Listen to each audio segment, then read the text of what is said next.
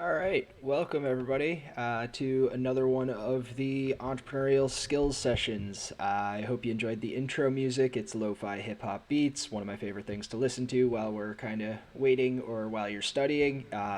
Worth checking out.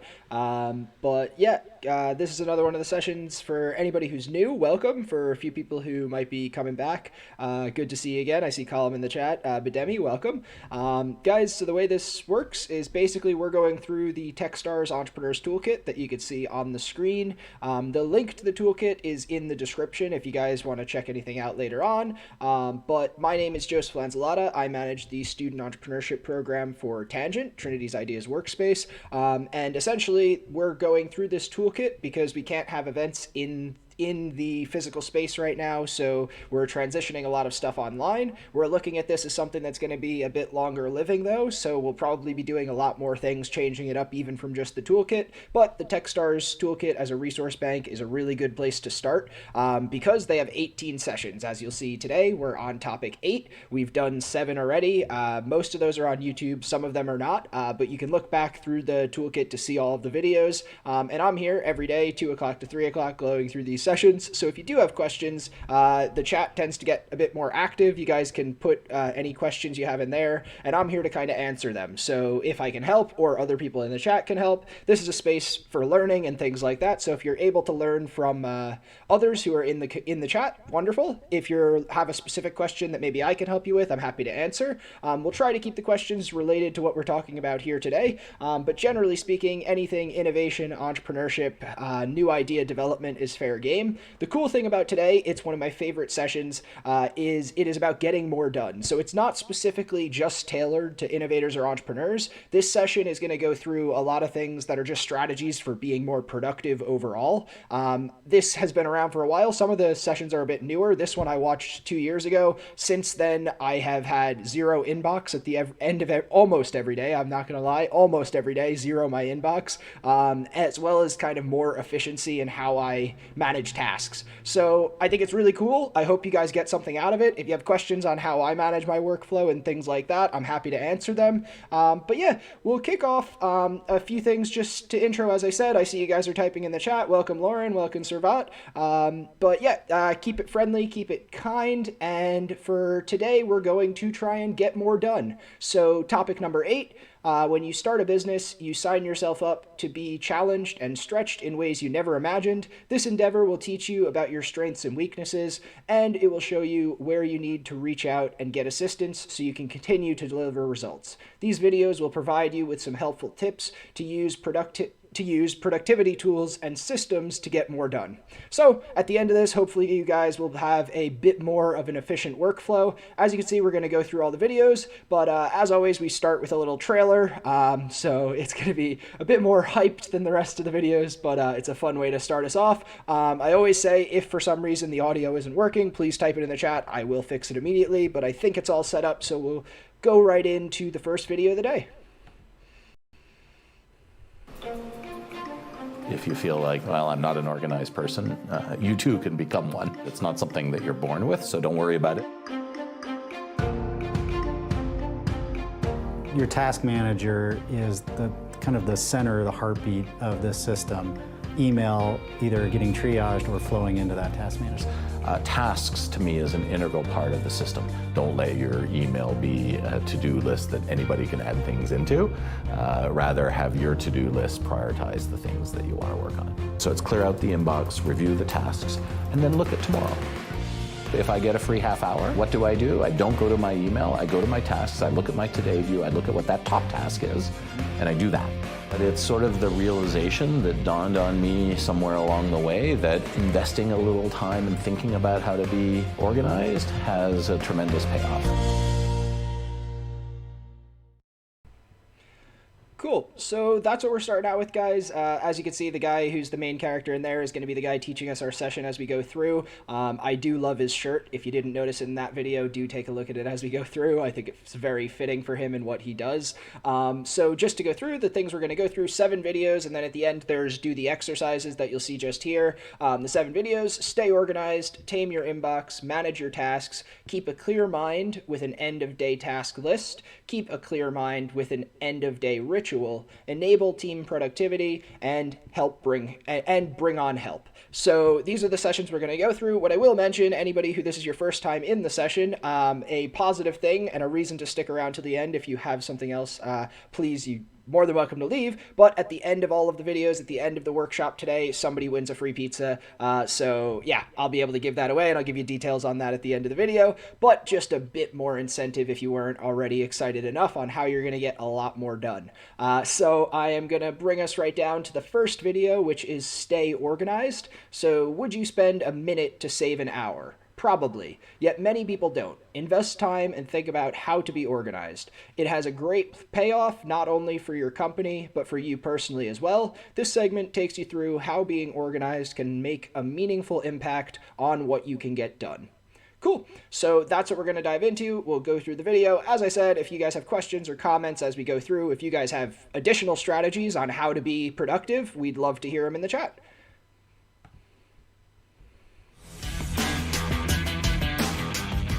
David, thanks for joining us today to talk about productivity and some of the systems that you use.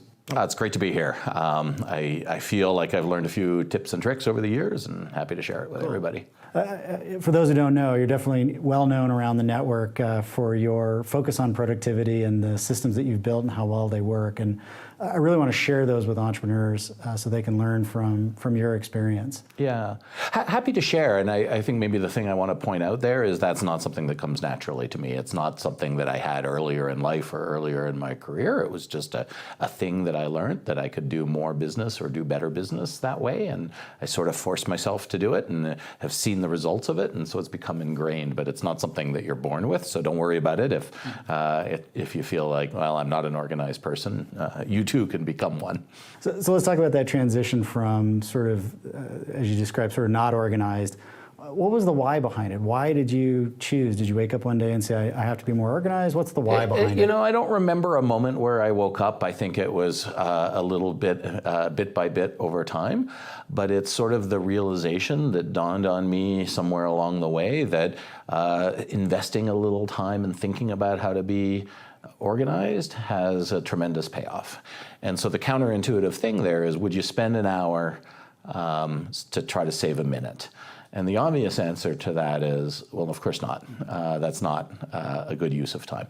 But if you save a minute every single day, it's a 2-month ROI. Mm-hmm. And so why wouldn't you spend an hour if you're going to save a minute every day for the rest of your life? And I think it's the realization over time that really does happen, that you really can save a minute here and a minute there, and it adds up and it makes a meaningful impact on how much that you can get done, that motivates you to spend the next hour and the next hour after that finding other ways to become more efficient. And do you find that some minutes are worth more in savings than others? Yes. I mean, I think if it's an hour to invest a minute one time, lifetime, that's a terrible ROI. And so you want to focus on the things that you're doing often every day, so that maybe ideally it's 1 minute every hour. If it's a minute a week, the ROI is going to be a lot longer. And so thinking about the frequency that you're going to, of the task that you're going to save time on matters a lot. If you think about the systems that you have, and we'll dive into them here and you'll show us some of your systems. Let's say things get super stressful and you're holding on to like one part of the system. Is there kind of a bedrock part of your system that if you don't do that part, everything else kind of feels like it starts to fall apart? Yeah, I mean, I probably have a couple of ways to answer that question. You know, everybody is surprised by me because I say I get to inbox zero every single day, and I do.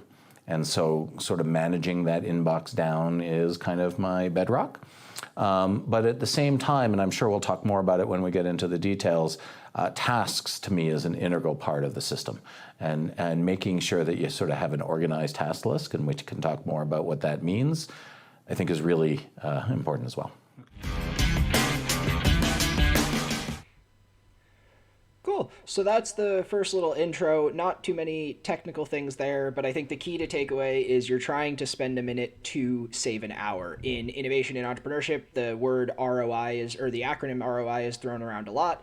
What it means, return on investment. So whatever you invest in, it's what the return is you're going to get from that. In this context, we're talking about the amount of time that you're going to invest into creating a system and what you're going to get out of that on the back end in terms of time. And yeah, the important thing, this can be learned. It can be learned gradually. This isn't something that everybody's born with. So hopefully you guys will enjoy learning today. So part 2, tame your inbox. It may sound like a big deal, but how you process your email sends a message to the sender, a message about your organizational skill, priorities, and discipline. This video will take you through some helpful how-tos to manage your inbox so that you're not only responsive, but you're able to manage and delegate the tasks that come through your email. Cool.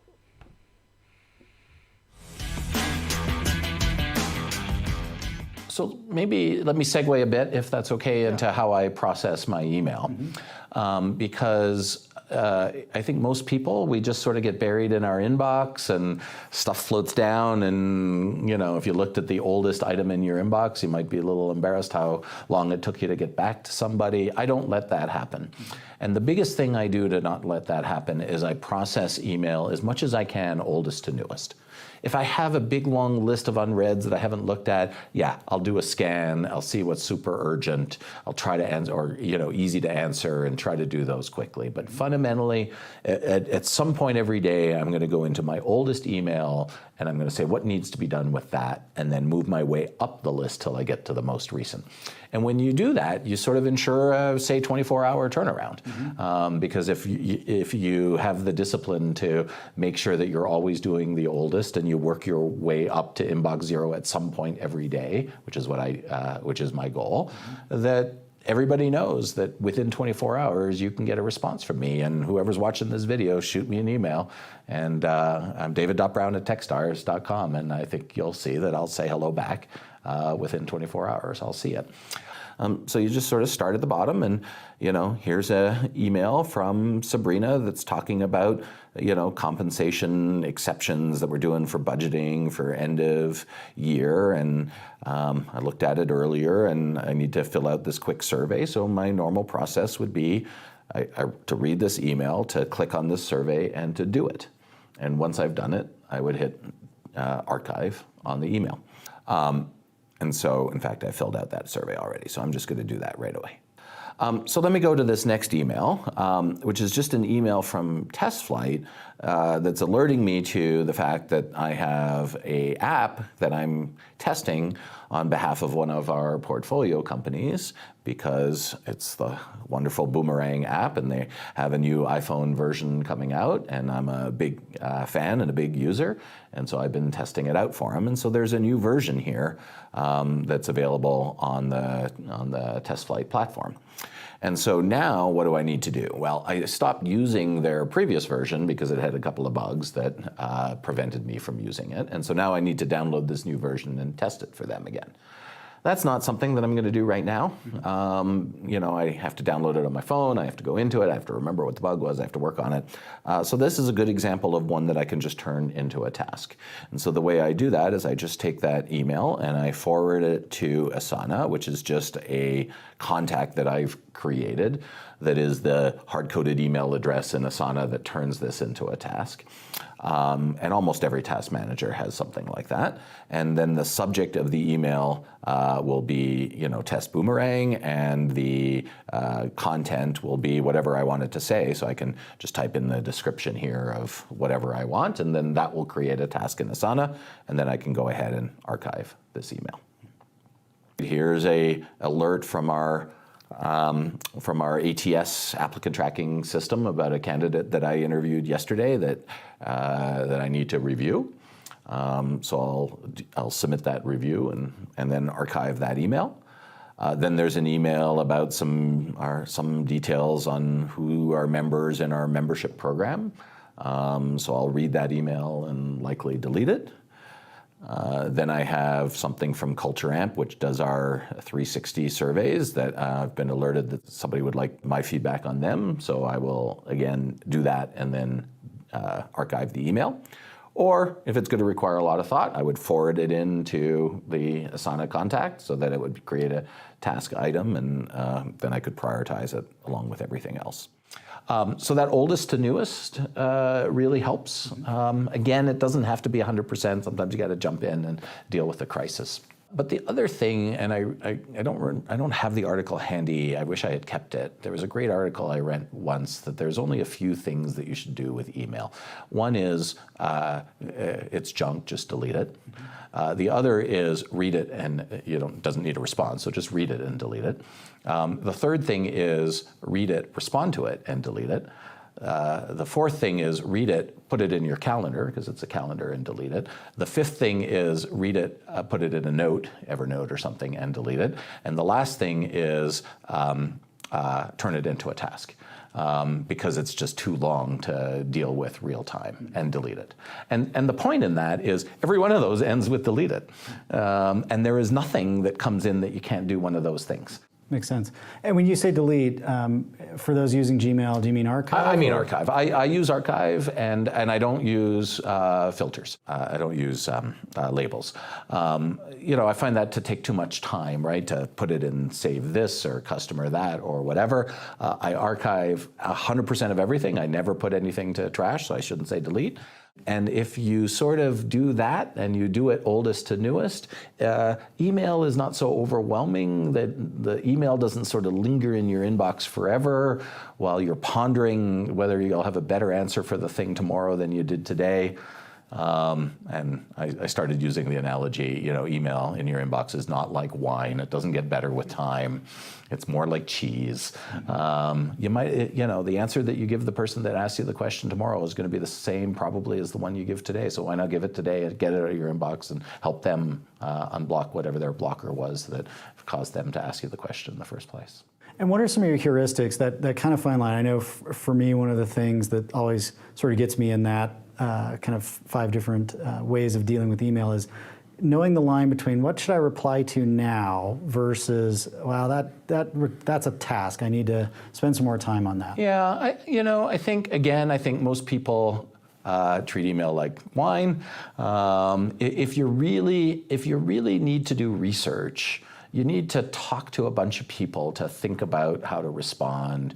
You need to look up some things, or it's a 3-page answer to be really thoughtful. Then that can be a task because it's longer than is reasonable. Mm-hmm. If you just have the feeling that you wish you had a better answer but you don't, well, you're not going to have it. That's the wine one, right? It's not going to be better tomorrow. Mm-hmm. And so you might as well respond. But either respond or put it to task. There's no middle ground there. And when you put it to task, do you also respond to let somebody know, hey, I'm on this, but yes. I'm not going to be right back to you? Yeah, give me a week. I need to do some research.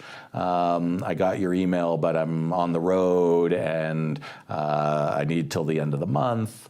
And then put that commitment date into the task as a due date, and then note it in the comments if that's helpful for you to remember so that you can actually meet your commitments. People are good with that. Mm-hmm. And then as you think about emails kind of coming in, let's say over a holiday break or the weekend or something, I know many people almost dread vacation because they think, I'm going to just come back to this blizzard of email. Yeah. So with your inbox zero philosophy, and let's say you take a week off, how do you manage the week off, and then how do you manage your time when you come back? It's a good question. So my inbox zero rule does not apply when I'm on vacation. I take my vacations off the grid, more than a week, 2 weeks, 3 weeks in some cases. My family and I love to travel, and I travel without a laptop. And I don't check email while I'm gone. I turn it off on my phone. And I give somebody an emergency contact information so that if the place is on fire, they can contact me. And I would say that has almost never happened in my years of doing that it was such an emergency that somebody contacted me. And so, yes, I do come back to a lot of email. And I don't use the method that I know a lot of people use, which is I'm not going to get to your email, put an autoresponder on, I'm going to archive my whole inbox the minute I get back. I don't do that because I feel like it disconnects me from what's going on in the business.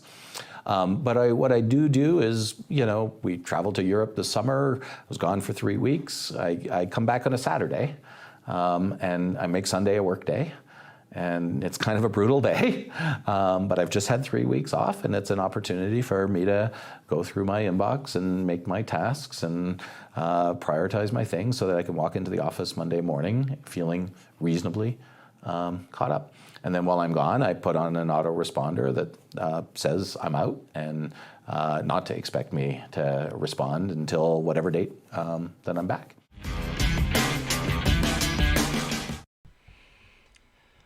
All right, so that's our first real tool. So the first, this is one of the most practical of the sessions, and one of the reasons I love it so much is that every one of these videos, you're going to get an example of how to actually manage a task. So, or how to, sorry, I'm reading what's off the screen, how to manage some system that you're dealing with. So for this one, the first one, the key takeaway is oldest to newest. When you go through your inbox every single time, I know it can be tough because you look at that same email over and over and over again if you haven't gotten to it, oldest to newest. But then there are a few places you can send them to. The task manager, which is what he's going to get into now, he mentions Asana, A-S-A-N-A, which is one. Another is Trello, T-R-E-L-L-O. They both do essentially the same thing. I've had more experience in working with Trello, and I would recommend it. But yeah, check out task managers. You can find which one works for you. But that's going to be key for going into this next task. Also want to say, welcome, Linda. Happy to have you. So we'll go right on to our next video, manage your tasks. When you improve how you organize your tasks, it will enable you to get more done. In this video, you will explore tools and tactics that can improve your task management mastery. Awesome. We're going to be masters of task management by the end of this.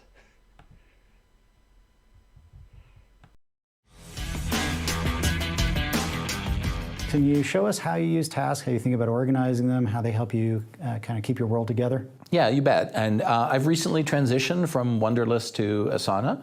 And in Asana, I organize my tasks, which is the way Asana works, between today, which means today, and upcoming, which means in the next few days. I think of it as a week or so, and later, which is sometime after that.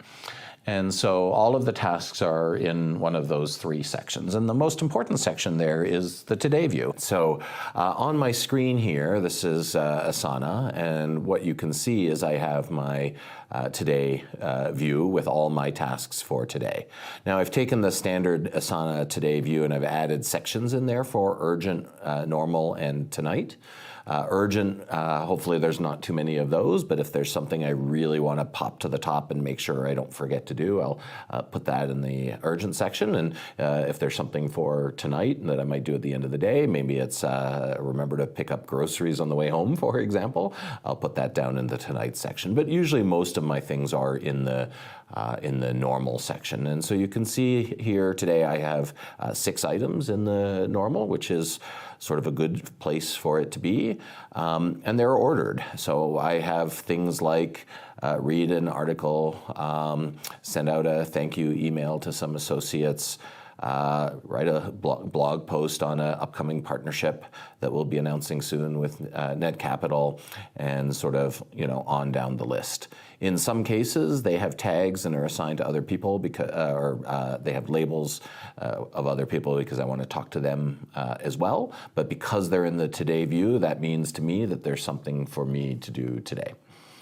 Do you hold time or reserve time in your day that is specifically focused on getting your most important task done before you kind of let the rest of the world in? I do, and I have a calendar that will be 8 a.m. to 6 p.m. every single day, completely filled with meetings if I let it. Mm-hmm. And so I purposely block off specific times to have time to do tasks or email. I like to have a few half-hour blocks, one in, say, late morning, one in the early afternoon, and one at end of day. And the end of day allows me to have a clear mind so that I can go home and have dinner with my family and not feel like I have all these outstanding things that I didn't get done. That's why I do it that one end of day. Okay. I think the other important thing is, I mentioned the Today view, but every couple of days you got to go to the upcoming view and see what do you want to drag into today. Mm-hmm. What things have you said, well, I can do that in a few days that you haven't got to, and it's been a few days. And so I have the discipline to every 2 days, at the very longest. No, don't go more than 2 days without taking tasks from the upcoming and dragging them into today. So maybe let's walk through a couple of them. Yeah. read Forbes article, I can click on that. And what Asana will do here is open up a side view, and I can actually see the article that I wanted to read and click on it and read it. And how did that get into your task management? At some point, somebody forwarded it to me and said, you should read this. And I found it interesting enough that I forwarded it into Asana, and I'll show you how that works, that created this task. So once that's done, I'll click complete. Sending an email out to associates is something that I want to do, so I have to compose that email. Once that's done, I'll mark that complete, and sort of on down the list like that. But as you can see, there's a manageable number of tasks here, 6 things that I'm thinking about today. I may or may not get to them. I don't get to all my today tasks every day, and they automatically will roll over and become today tasks tomorrow. And as we talked about, there are these other sections down below called upcoming and later, which currently I just have collapsed down. But if I open up upcoming, you can see that there's a number of tasks that are coming up that I want to think about in the next week or so. You know, not a huge number, but a reasonable number. And then similarly in later, there's an even larger number of tasks that are somewhere in my later folder that kind of go on. And if you look at them all, it's a little bit depressing how many there are. But as we talked about for the workflow, I will review that upcoming folder maybe every couple of days to see if there's tasks I need to pull into today. Certainly I would do it if my today view got empty. And then the later, I just look at once a week. I have a task that pops up once a week that says look at later.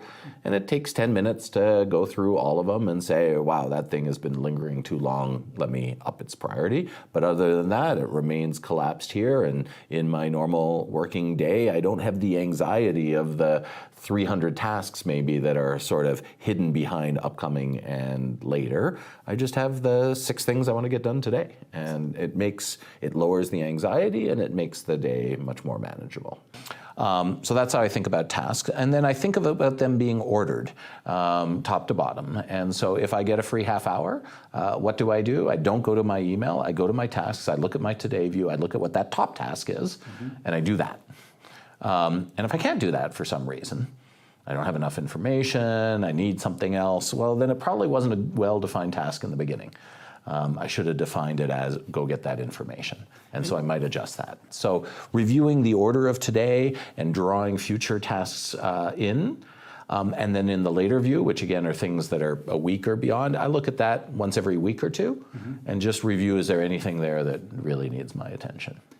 And how do you coordinate or collaborate with other executives or other team members around sort of organizing or checking in on your tasks? Yeah, I think it's hard to impose your system on other people, right? If I could, or if I chose to do that, Asana has tons of great tools that allow you to assign it to somebody else, to follow somebody else's tasks, to have shared projects, to comment within individual tasks so you can see where you're going, what's going on a particular task or a particular project. Some people do that. It's very effective if you do, because then everybody's in the same workspace. But I've never chosen to impose that on the people that I work with. They may work in other tools, and so this is a standalone list. But in certain cases, some of the people that I work with, because I know that they're in Asana and they operate much the same way as I do, I will assign them tasks. We'll comment back and forth, but it's sort of a case-by-case basis. Let me maybe show one other quick thing, is that I have all of these saved searches down the side of tasks that I have assigned to that I've tagged with people. And so the next time I talk to Jenny or Sabrina or Katie or Nicole, I'll click on those and it will just show me the tasks that have their label assigned. Whether that's in my today view or in my later view, it doesn't matter, but it's the thing that I'll go to every time I have a one-on-one so that I can see all tasks that are related to that person. Excellent. Cool. So some interesting tidbits there. My key takeaways.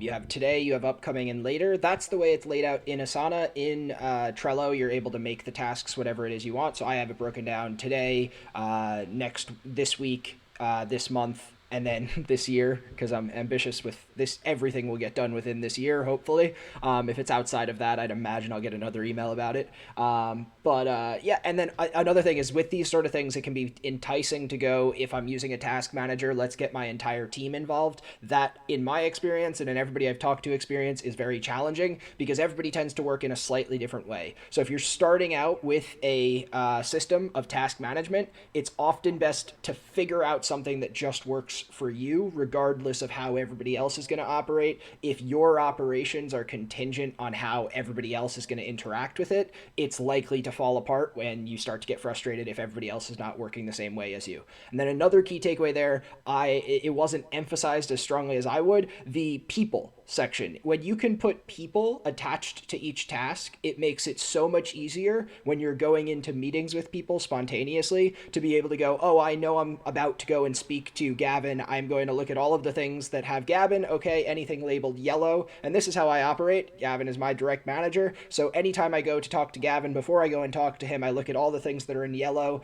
Oh, there's a few things that I want to talk to Gavin about, write them down in my notebook very quickly. And then those are my things that I bring into that meeting because I know I'm going to need to talk to Gavin about that. It's a way of organizing what might have been a number of emails that came before into one conversation.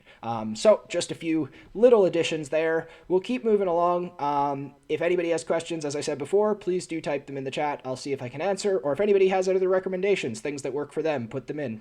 We'll all value your input.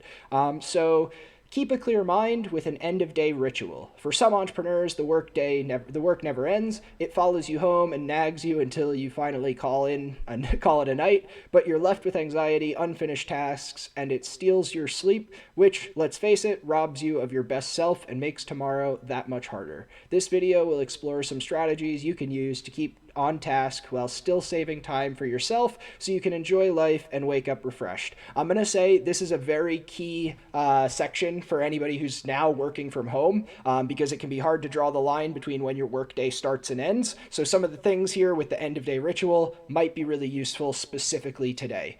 So focus up.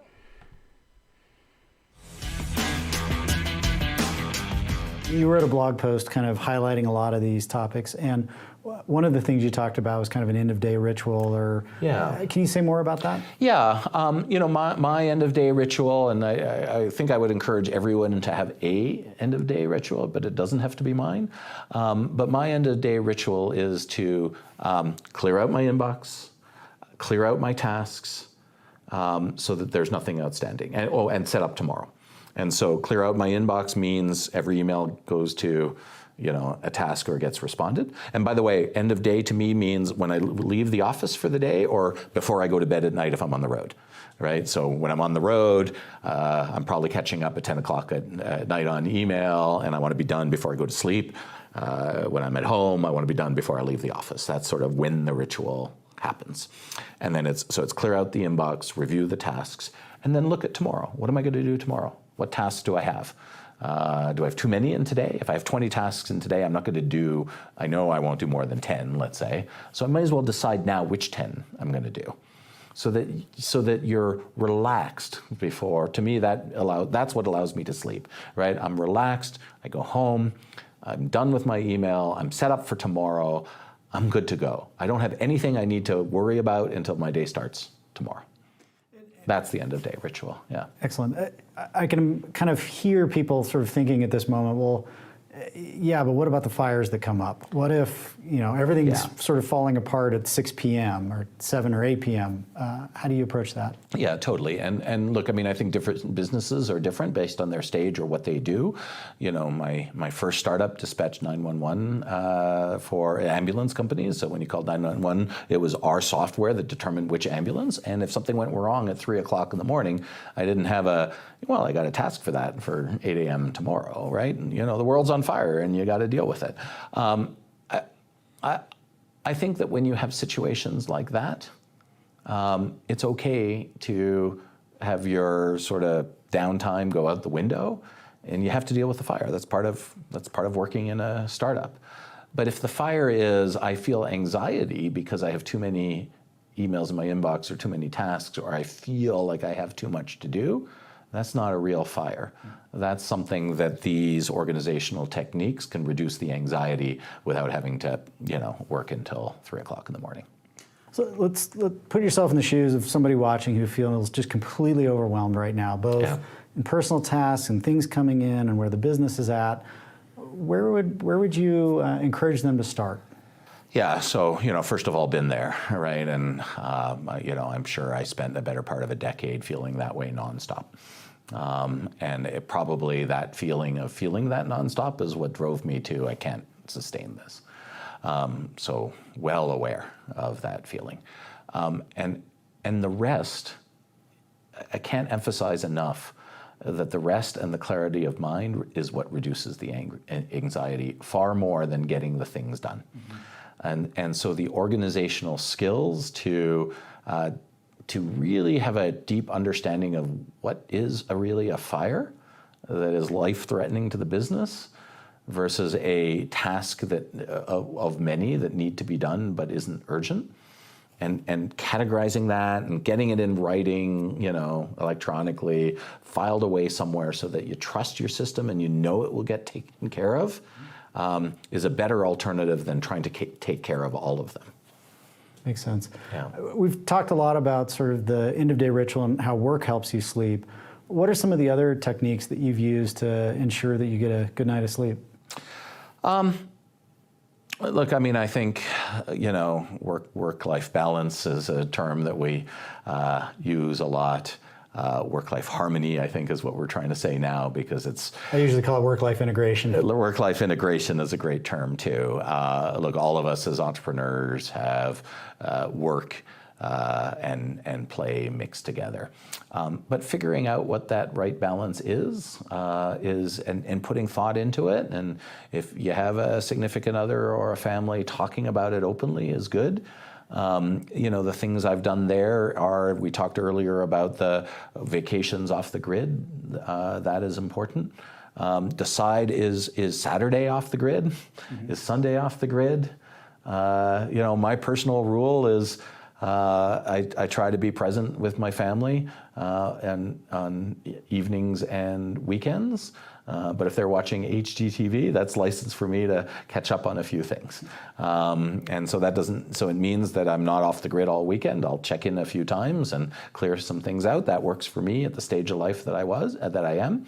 But when I had little kids, I didn't have that luxury. And so these things sort of evolve over time. And thinking through that is the other thing that maybe creates some peace in your life that allows you to sleep better, think more sharply, and get more done. And I am constantly amazed. If you haven't taken a vacation off the grid, I strongly, strongly recommend it, because I find that I come back and I make better decisions. The clarity of thought I have from the rest is liberating and lasts the rest of the year. And if I don't do it once a year, I can feel that I need that vacation. And part of that, I have the same thing in a micro way every day, in that this method of sort of clearing out my inbox once a day so that I know that every email that has come to me in the last 24 hours has been responded to. Every task that I have at the end of the day, I'll say, yep, I didn't get to that, but that's okay. I'll do that one tomorrow, or that one next week, or, oh my God, I got to do that one, so I'll do it right now. The knowing that there's nothing outstanding in my email or my tasks allows me to sleep so much better. Earlier in my life, I used to worry about work. I'd think about things. I wouldn't have restful sleep. Now I sleep 9 hours every single night, 10 hours on weekends. If there was an Olympic sport for sleeping, I think I could get at least a silver medal on that one. And that too allows for better decision makings. And all my life I have people that say, "What? You sleep 9 hours a night, David? How do you get so much done?" And I just think that when the email pops into my inbox, I know how to answer it better than if I had been up half the night tossing and turning and worrying about it, and getting all of those thoughts out of my head and out of my inbox and out of my task list and categorized in the right way gives me that peace of mind. Yeah, makes sense. really interesting. I think that section is very much about just how you can develop peace of mind. Now, there were a few things that came down in the chat, so I just want to address them. I have a few little pointers here. Firstly, Margaret, the end-of-day task list, great, yes, planning, but it doesn't work with teams. Interestingly, this is kind of what I was saying before, when you're figuring out your task management system, you want to be sure that it works for you.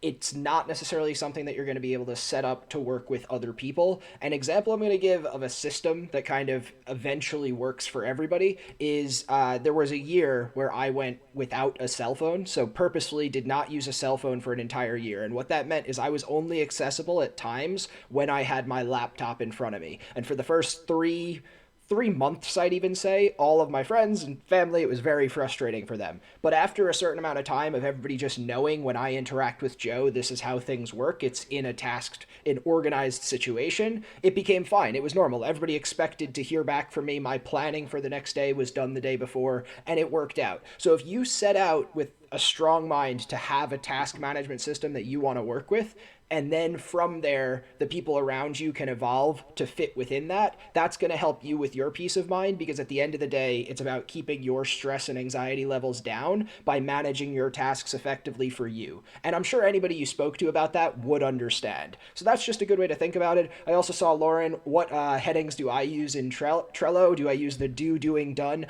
The truth is, I have tried probably at least 7 different iterations of how to do Trello and how to organize it. Started with the do, doing, done, which is a good way to do it. Another is the, as he does, the today, this week, this month, this year. I have that in a way, but what I have at the beginning of my Trello, I have awaiting reply, ASAP, like as soon as possible, which is things that I have sent out to other people that I'm waiting to get done as soon as possible. That is the priority number 1, because that reminds me at the beginning of every day, I look at the beginning of my Trello, what is it that I am waiting on other people to get back to me for?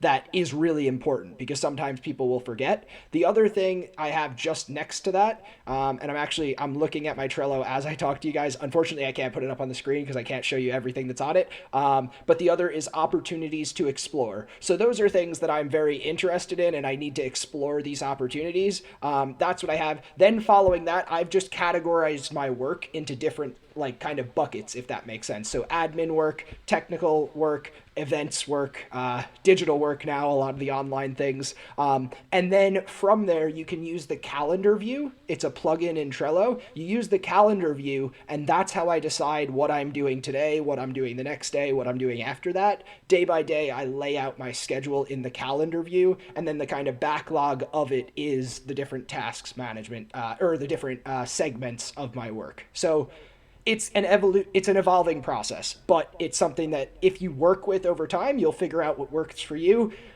Currently, I'm using that in conjunction with the classic Post-it notes on the desk. I think the important thing, though, is to just have a system that you enforce upon yourself to try and stick with for the sake of your peace of mind the next day. And that's the goal, is to get enough rest. You want to be able to rest peacefully and then come back to your work the next day. I had one other note. Yeah, this is a lot of kind of what Colin mentioned before. It's picking your tasks for the next day and knowing that that's what you're going to go into the next day doing. It builds confidence when you're coming into work and you know exactly what the 10 things are you're going to have to do, give or take, because some things might change. But yeah, that's a good place to start. Now we're going to go into enabling team productivity. So the environment you create for you and your team is critical for your overall productivity. This video explores how to handle task delegation, check-ins, one-on-ones, and other management systems you can use to run a more effective team. Let's jump into it.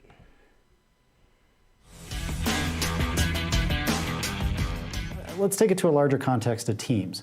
So direct reports, teams that you're working with, how does your interaction there help your own productivity as well as create an environment of higher productivity for them? Yeah, so we could do a whole digression on how to help your teams be productive, but let me at least talk about it in terms of how I think about tasks relating to people on my team. And that's that I have one-on-ones that sort of with everybody on my team on a regular basis, and I might have casual check-ins with a number of other people on an ad hoc basis. And so what I might do with a task, for instance, which is something, let's say, I want to talk to Zach someday about recording a episode on being organized. I might create a task on that. I might have created that 6 months ago, let's say, but there's no specific time frame that would need to get done. I would take in Asana or in Wunderlist or Todoist, I would take that task and I would tag it with Zach's name, with your name, and I would then put it in the later section. So it's not something I need to do today or this week. It's something that'll pop up from time to time in my later view when I review that to see if I should bump it up in urgency. But more importantly, I tag it with your name. And so then when I meet with you, whenever that might be, if we have a regular one-on-one, it might be as soon as a week. If we go months or a year, it'll be the next time we meet. What I'll do is I'll search for that tag in my Asana list, and that item will pop up, and I'll know that that's something that we can talk about. And so I have probably several hundred tasks that fall into that category. Importantly, some of those tasks might be tagged with several people. And so if it's, I don't know, time to administer OKRs across the organization because it's end of quarter. I might want to talk to HR about the process of getting it done through payroll. I might want to talk to finance about their particular OKRs, or I might want to talk to you about, as a Jedi master, of how best to do OKRs. And I might put 3 different names on that same tag because I need to talk to all of those different people, so that when I talk to you, I'll remove your tag. When I talk to finance, I'd remove that tag. And that helps me know that I can have all of these conversations serendipitously when I next meet up on a regular sync or on a one-on-one, without having the task be, I got to talk to Zach today, I got to talk to Katie today, I got to talk to Sabrina today, which is really hard to sequence like that. It just sort of moves the process forward in a case where it's not an urgent task, and it's not in my today view. Does that that make sense? helps. Yeah. And as you think about delegating tasks, let's say something comes up, and because I imagine a lot of stuff that comes in your inbox, a lot of your tasks can be delegated. Yep. Do you have thoughts around that? And then kind of what's the check back in cycle? So how do you, do you keep any breadcrumbs for yourself to know, I delegated these 25 things, when should I check in on them? Yeah, so that's always a tough balance. And so I think there's 2 questions there, which is, one is when to delegate, and the other is how to sort of track it. So let's do the first one first. I think of when to delegate as you sort of have to evaluate. You can't just evaluate, can I do this faster than the other person, right? Because that's a recipe for never delegating anything. Delegation is generally an investment. Even if you're delegating booking your airline travel to somebody, the first time you do it, you have to give them your login or your frequent flyer number or your seating preference or your airline preference, or what time you like to fly or whatever, right? And so it would have probably faster to log into Kayak and do it yourself. But if you're going to do that a lot, if you have an assistant that helps you do that, if you're going to do that a lot, it's an investment in terms of teaching them something, so that later it saves you time. But I think that's the obvious part of delegating and deciding on the investment. But the other factor is, what does it do for the person that's on your team in terms of their learning, right? My booking travel, probably not a whole lot. That's probably not the most fun part of their job, right? But if you're helping them get into a new activity, they want to learn how to work with customers more, or they want to learn more about product, or they want to learn more about marketing or whatever, to delegate something within their area of interest is actually a professional development experience and is worth it from a employee development standpoint, and should be considered in the decision on whether you delegate or not. So that's maybe some ideas on if to delegate. Then the question on when you delegate, what do you track? Well, in most to-do lists, Asana, Wunderlist, Todoist, you can assign the task to somebody. And that's a perfectly good way. I would have a conversation with the other person. Are they using the same tool as you? Does that work? Try a few out in test mode to make sure you sort of have the rhythm of it, and you can assign it to them. And then I think of it as in one of a couple of ways. One is there are tasks that you delegate that you want to know the result of, and there are tasks that you delegate that you don't need to know the result of. And maybe you don't need the result because it's not something that is sort of risen to the level of your radar, right? It's sort of, yeah, I hope that gets done, but if it doesn't, it doesn't. But it also depends on your trust in the person that you're delegating to. If they're the kind of person that always gets everything done and never drops a single ball, you're not going to feel as compelled to leave the breadcrumbs as you describe. But to me, the breadcrumbs, when necessary, and so both those things have to be true, right? You have to, or false, right? You have to maybe not be 100% sure that it's going to happen, and it has to rise to the level that you care about it. If those things are the case, then you create a task to check in with that person by the end of some period. So you want to be sure it's, they told you it's going to be done in a week, maybe give them 2, if you're okay with that, and set yourself a reminder to check in to see if it was done at that point. And for those maybe on your team where you're trying to instill some of these techniques, and they just hate structure, they resent any form of organization like this, what are your recommendations? Yeah, great question. From a management perspective, I strongly believe that everybody is different. I like to emphasize in this talk that organizational skills, again, I'll say it again, didn't come naturally to me, and it's not that it's me. People say to me all the time, I'll never be as organized as you, and to that I say, I would have said the same thing 10 years ago. But I do think it's important to recognize that not everybody is the same, and people, need to operate in their way. I think that if there's somebody that's on your team that works for you, let's say your CFO, that needs to get the financial results to the board on a quarterly basis, I think it's a reasonable expectation that they will get that done. And if they're not getting that done on a regular basis, it's okay to sit down and sort of say, what's up? From a management standpoint, this is a really important part of your function, and you're not getting it done. And so I'd really like to understand why. And bear with me as we sort of rebuild that trust, as I need a mechanism to sort of make sure. So I will ping you in some way, but I don't need you to use my tool. I don't need you to use Asana so I can assign things to you. I don't need you to, but I think a good, open, honest conversation about what works for them in terms of the tools they use and how they'd like to be communicated with allows you to be flexible and do it in a way that feels good. Cool. So some interesting things there.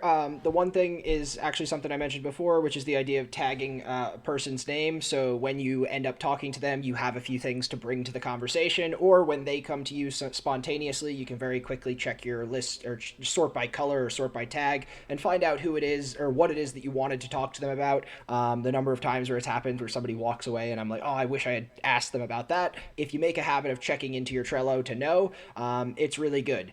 So also want to say welcome back, Joseph and Linda. Best of luck as you dive into Trello.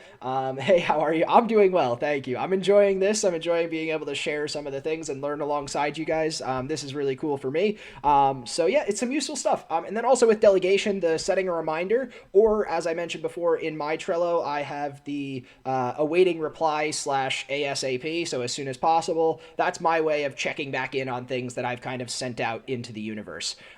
So guys, this is the last video. I'm not sure exactly how long it is. I'll just check here. It's only 3 minutes, so we should finish up just before the hour.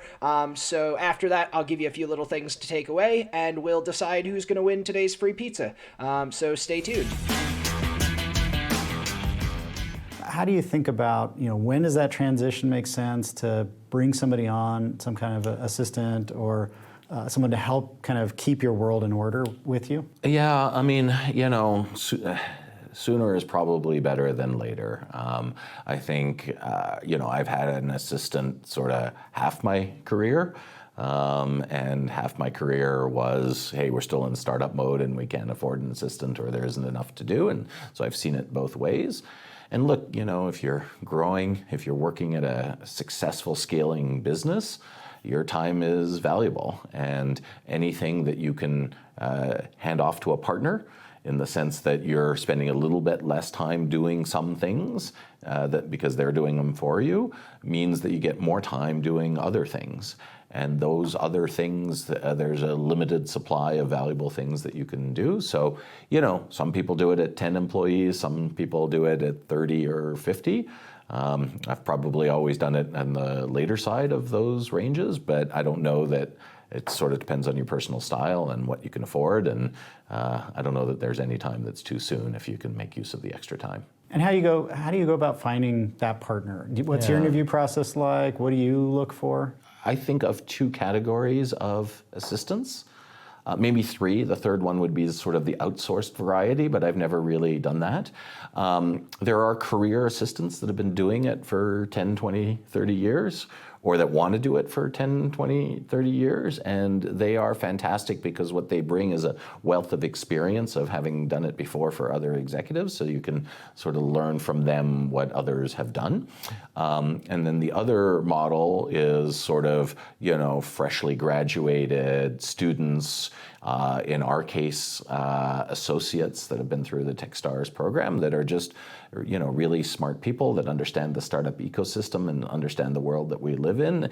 And they may not want to do it forever, but it's a really valuable experience for them while they're doing it. And at the same time, you're getting somebody who's sort of built for the kind of business that we're doing. And I prefer the latter, but I think any of those three can work. And as you think about interviewing for a role like this, what's your approach to the interview? How do you know that you found a good partner? This role, more than anything, is about personal connection.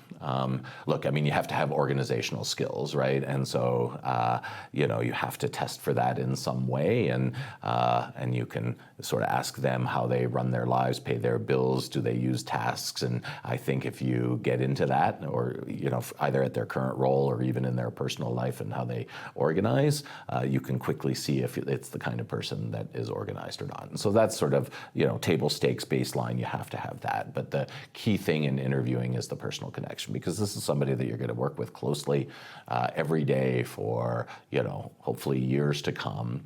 And to some extent, you have to like each other and you have to enjoy working together.